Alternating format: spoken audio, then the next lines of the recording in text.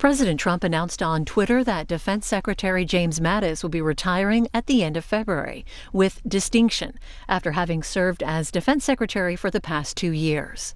The president also tweeted that a new Defense Secretary will be named shortly. Part of Secretary Mattis's resignation letter is in a tweet from CNN political reporter Rebecca Buck. The general wrote to the president, "Because you have the right to have a Secretary of Defense whose views are better aligned with yours on these and other subjects, I believe it is right for me to step down from my position." White House Press Secretary Sarah Sanders was asked about the resignation of Defense Secretary James Mattis, the government funding deadline, and border security. From outside the White House, this is about 5 minutes.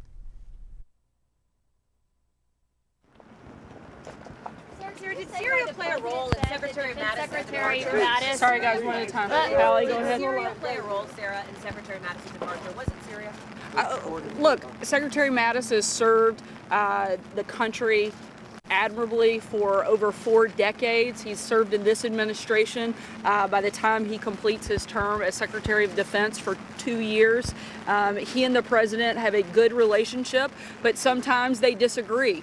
The president always listens to the members of his national security team, but at the end of the day, it's the president's decision to make. He was the one that was elected to be president, to be the commander-in-chief, and while he takes all of their opinions and all of their advice into consideration, at the end of the day, it's his decision to make. So why today? Why did this happen today? Secretary Mattis came in, he met with the president, they made the decision, and he won't leave for another couple of months, but he wanted to make the decision today. Sarah, can you?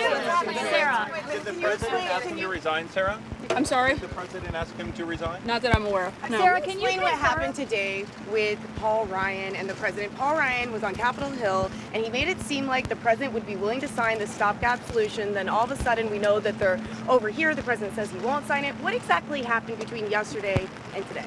The president's been clear from the beginning. He wants something that gives border security, and he's not going to sign something that doesn't have that in that. We've been saying that for days, if not months. Anybody that didn't know that the president wanted border security in any funding bill simply hasn't been paying attention. Ryan seemed to think that he was going to sign. That's a question you'd have to ask Speaker Ryan. I can only speak on behalf of the president. Steve, go ahead. To what extent did the president and Jim Mattis discuss Sorry, Steve, I can hear you. To what extent did Jim Mattis and the president discuss their differences today? They had a long conversation, but again, they have a good relationship. We expect them to continue to have a good relationship. The president has a great deal of respect for Secretary Mattis. He's going to stay on for another couple of months. I think that's a great indicator of the type of cooperation they have. But like I said just a second ago, the president's national security team's job is to give him advice, and it's the president's job to make a decision.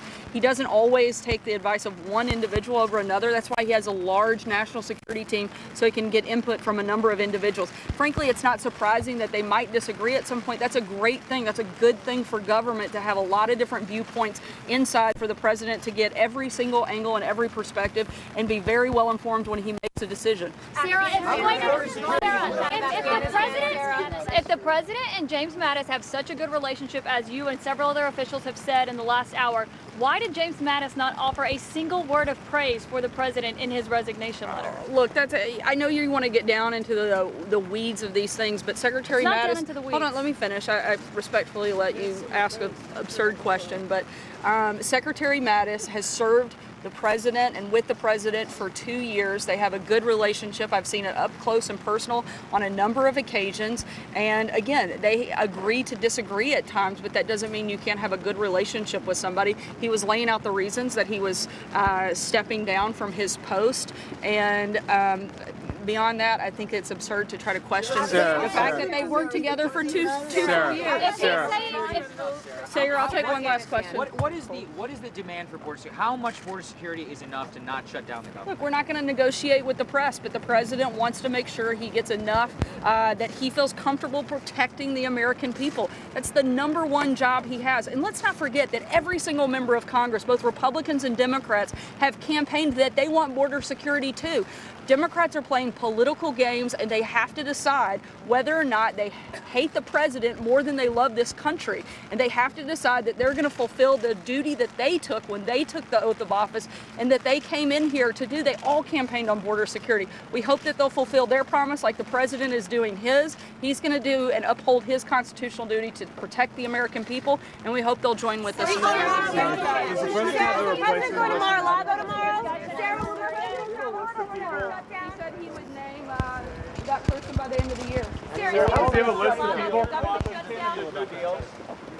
Are there names in mind for Secretary of Defense?